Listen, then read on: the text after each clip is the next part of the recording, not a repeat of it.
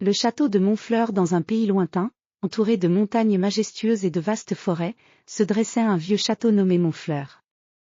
Ce château, avec ses grandes tours et ses murs épais, avait une histoire aussi ancienne que les montagnes elles-mêmes. Les pierres du château étaient couvertes de mousse et de lichen, et des vignes grimpantes ornaient ses façades comme des tapis de verdure. Les habitants du village voisin croyaient que le château était enchanté. Selon les légendes locales, il était habité par un mystérieux gardien, connu sous le nom de Sir Alaric, un chevalier courageux mais solitaire, qui veillait sur les secrets du château. Les villageois racontaient souvent des histoires sur les aventures de Sir Alaric et les mystères cachés derrière les murs imposants de Montfleur. Un jour, un jeune aventurier nommé Louis décida de découvrir les secrets du château. Louis était un garçon curieux et courageux, avec une passion pour les vieilles légendes et les trésors cachés. Il avait entendu les histoires du village et était déterminé à explorer Montfleur pour voir si les légendes étaient vraies. Il se leva tôt un matin, les yeux brillants d'excitation, et se dirigea vers le château avec un sac rempli de provisions, une carte ancienne, et une lanterne pour éclairer les endroits sombres. Le chemin menant au château serpentait à travers des collines boisées et des clairières ensoleillées. À chaque pas, Louis ressentait la montée de l'adrénaline et l'anticipation d'une grande aventure. En approchant du château, Louis fut impressionné par sa taille. Les tours se dressaient haut dans le ciel, et les fossés profonds entouraient le château comme une muraille protectrice. Les murs étaient si épais qu'ils semblaient presque indestructibles. Louis trouva un vieux pont-levis en bois, abaissé et couvert de mousse, qui semblait mener vers l'entrée principale.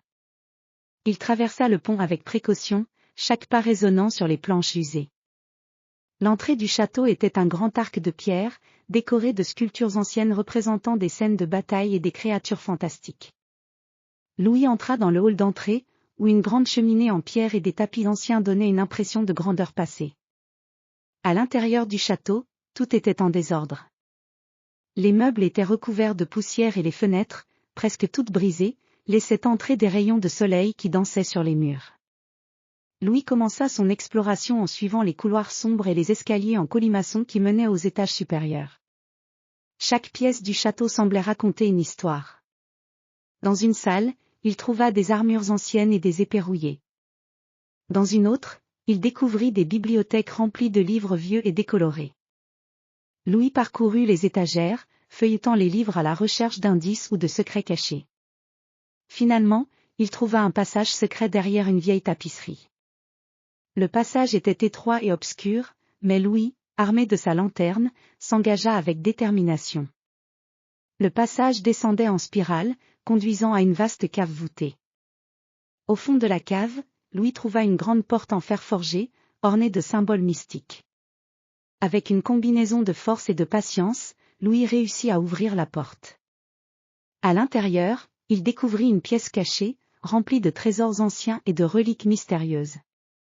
Des coffres en bois sculpté, des bijoux étincelants, et des artefacts précieux étaient éparpillés dans la pièce. Au centre de la pièce, sur un piédestal en pierre, reposait un livre ancien avec une couverture en cuir ornée de pierres précieuses. Louis s'approcha avec précaution et ouvrit le livre.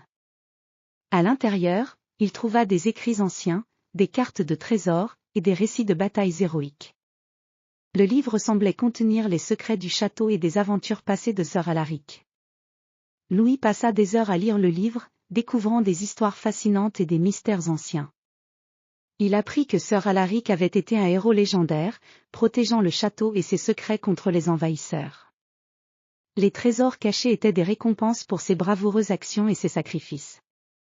Avec un sentiment de satisfaction et d'émerveillement, Louis décida de quitter le château, emportant avec lui le livre ancien comme souvenir de son aventure. Il retourna au village, où il fut accueilli en héros.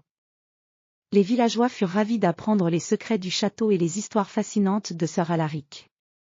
Le château de Montfleur, bien que toujours mystérieux et imposant, n'était plus simplement un lieu de légende. Grâce à Louis, les habitants du village découvrirent les richesses de leur patrimoine et les exploits de leurs héros légendaires. Le château, avec ses pierres anciennes et ses secrets cachés, continua d'inspirer l'imagination et l'aventure pour les générations futures.